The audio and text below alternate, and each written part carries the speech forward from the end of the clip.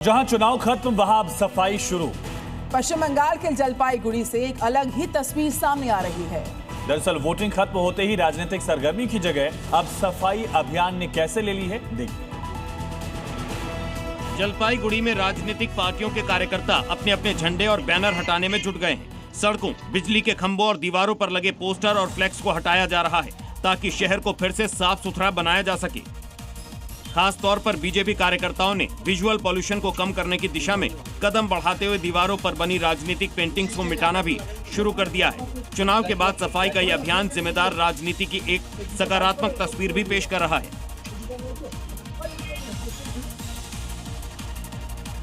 ये खबर है पश्चिम बंगाल के उत्तरी हावड़ा से, जहां पर तनाव के बीच केंद्रीय सशस्त्र पुलिस बल के जवान ने स्वतंत्र और निष्पक्ष मतदान सुनिश्चित करने के लिए रूट मार्च किया।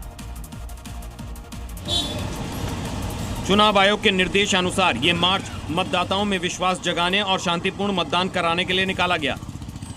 उत्तर हावड़ा के विभिन्न इलाकों और संवेदनशील बूथों के आसपास सुरक्षा बलों ने मार्च किया ताकि नागरिक बिना किसी डर के वोट डाल सकें। Central armed police force CRPF और स्थानीय पुलिस के जवान इस संयुक्त मार्च में शामिल रहे।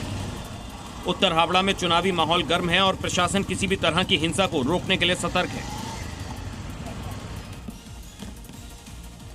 वहीं अमित शाह बंगाल में खुद लगातार मोर्चा संभाले हुए हैं, डटे हुए हैं।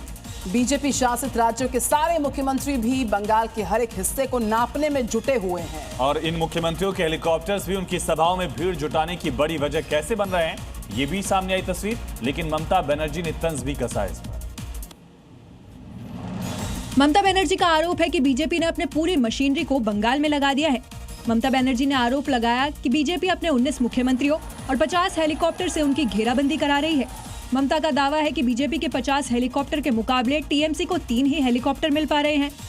वास्तव में बीजेपी ने बंगाल चुनाव में आक्रामक हवाई प्रचार किया है। पीएम मोदी और अमित शाह ही नहीं, राजनाथ सिंह, योगी आदित्यनाथ, नितिन गडकरी, नितिन नबीन और जेपी नड्डा हेलीकॉप्टर से तूफानी प्रचार कर रहे हैं।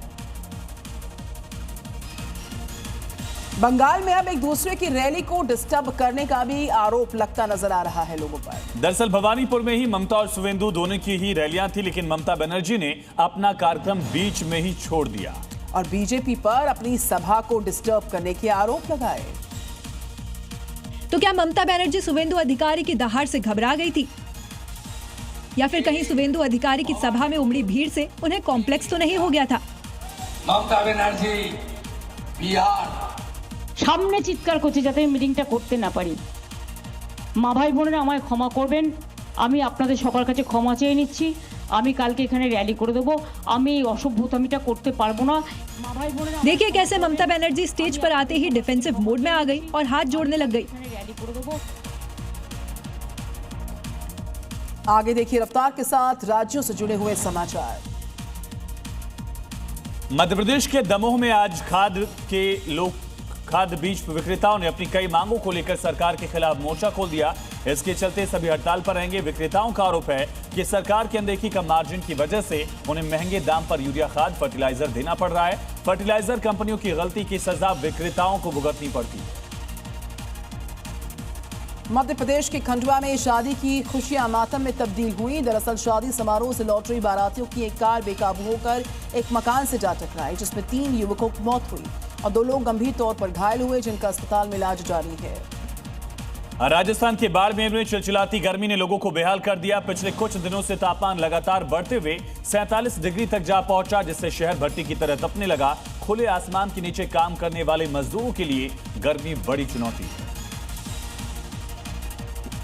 उत्तर प्रदेश के बारा में बगैर अनुमति के पार्किंग की व्यवस्था ने लोगों की मुसीबतों को बढ़ा दिया। शादियों को सीजन है, ऐसे में गार्डन के बाहर लगने वाली गाड़ियों से सड़क पर लंबे लंबे जाम लग रहे हैं। आलम ये कि पुलिस वाले खुद इस जाम में फंस जाते हैं। ऐसे में स्थानीय लोगों से प्रशासन से उचित कार्रवाई की मांग की है।